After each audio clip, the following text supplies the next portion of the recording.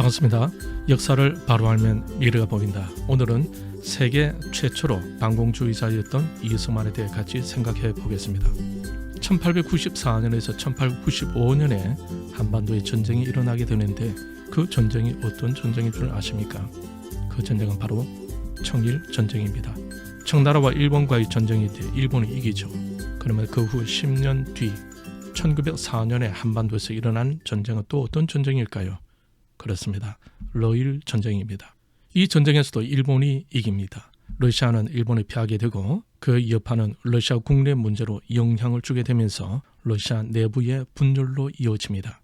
이 당시 러시아는 국내적으로는 영국에서 일어난 산업혁명의 후유증을 앓고 있었는데 20세기 초 전 세계에 몰아닥친 생산 과잉 현상이 러시아에도 닥쳐오게 된 것입니다. 공산품이 제대로 팔리지 않고 재고가 쌓이게 되자 자연히 자본가들은 생산을 줄이고 고용 인력을 해고할 수밖에 없는 상황에 이르게 된 것입니다. 더욱이 일본과의 전쟁으로 국민들의 세금 부담이 늘어났을 뿐만 아니라 급격히 상승하는 생필품의 가격은 도시 빈민층의 불만을 고조시켰고 마침내 러일 전쟁에서 패하게 되자 그 영향은 고스란히 국내로 미치게 됩니다. 그 결과 1905년 1월 22일에 피의 일요일 사건이 일어나게 되죠. 당시 금속 노동자들이 동맹 파업에 들어갔고 이날 데모를 저지하는 군인들이 무차별적으로 사격하여 3,000여 명의 사상자를 냅니다. 이 사건으로 러시아는 혁명의 소용돌이로 빠져들어가는데 이것이 바로 러시아 1차 혁명입니다.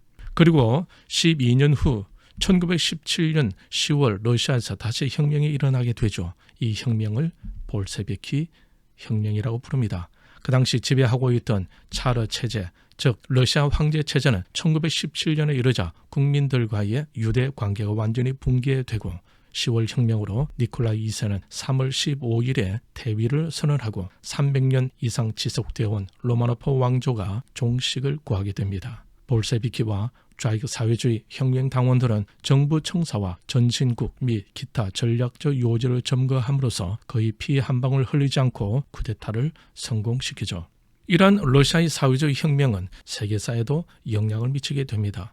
대규모의 제1차 세계대전으로 인해 고통을 받고 있던 서구는 러시아 혁명을 성공시킨 공산주의에서 하나의 희망과 같은 복음을 발견하게 됩니다. 이러한 공산주의는 서구 각국의 공산당을 결성하면서 확산되어져 갔습니다. 대한민국 임시정부가 수립될 때가 1919년 4월 11일이니까 1917년 10월 볼셰비키 혁명이 일어난 후 공산주의가 아시아와 유럽으로 한참 확산되어져 가고 있을 때였습니다. 이때 마치 복음인 것처럼 세계 주목을 받아오고 있던 공산주의가 대한민국 임시정부에도 영향을 미치고 있었던 것입니다.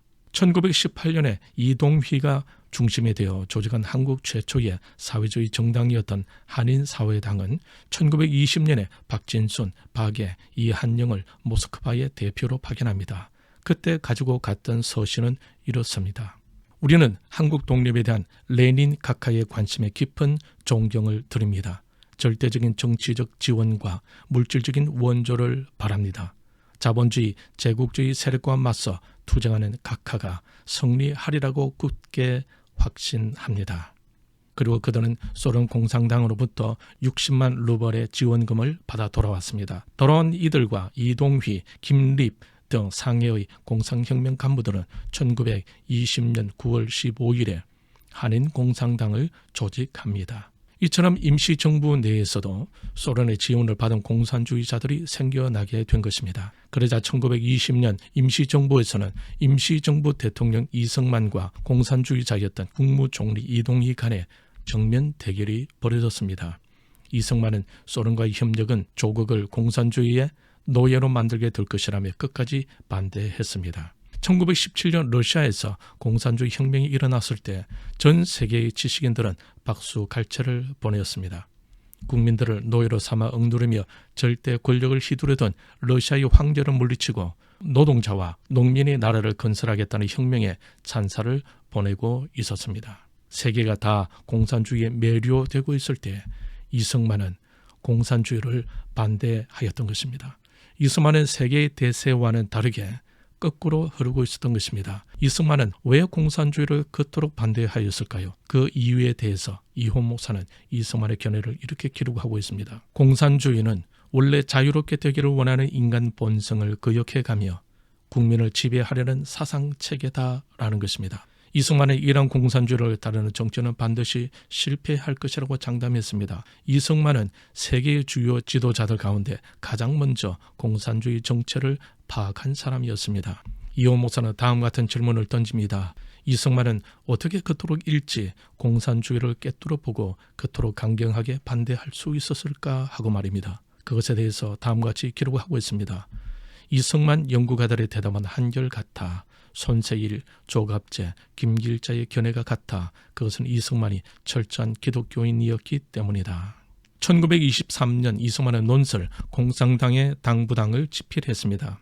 이호 목사가 언급하고 있는 주요 내용을 소개하겠습니다. 모든 부자의 돈을 합하에다가 나누어 가지고 살게 하면 부자의 양반 노릇하는 배단은 막히겠지만 재정가, 기업가들의 경쟁이 없어지며 상업과 공업 발달이 어렵게 될 테니 사람의 지혜가 막히고 모든 기기 묘묘한 기계와 연장이 다 스스로 폐기되어 지금의 이용 후생하는 모든 물건이 더 진보되지 못하며 물질적 계명이 중지될 것이라.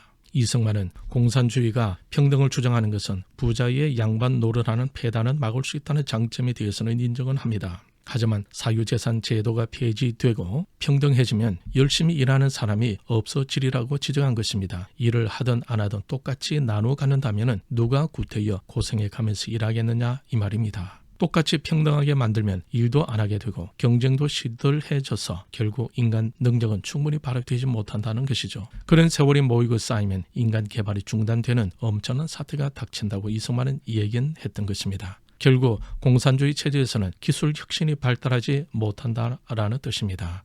1990년대 초 소련 공산주의가 망하게 되었는데 그것으로 인해 이승만의 예언은 정확하겠다는 것이 입증되었습니다. 오늘은 여기까지입니다. 세계 최초의 반공주의자 이승만에 대해서 같이 생각해 보았습니다. 다음 시간에는 더욱 투철해가는 이승만의 반공 노선에 대해서 같이 생각해 보겠습니다. 공산주의의 실체를 파악하고 끝까지 공산주의를 반대하였던 이승만처럼 오직 진리를 쫓아서 남은 주간도 꿋꿋하게 승리해 갈 수 있기를 바랍니다. 역사를 바로 알면 미래가 보인다. 시청해 주셔서 감사합니다. 보다 더 많은 사람들과 함께 역사를 객관적으로 이해할 수 있기를 바랍니다. 감사합니다. 승리하십시오. Great Korea!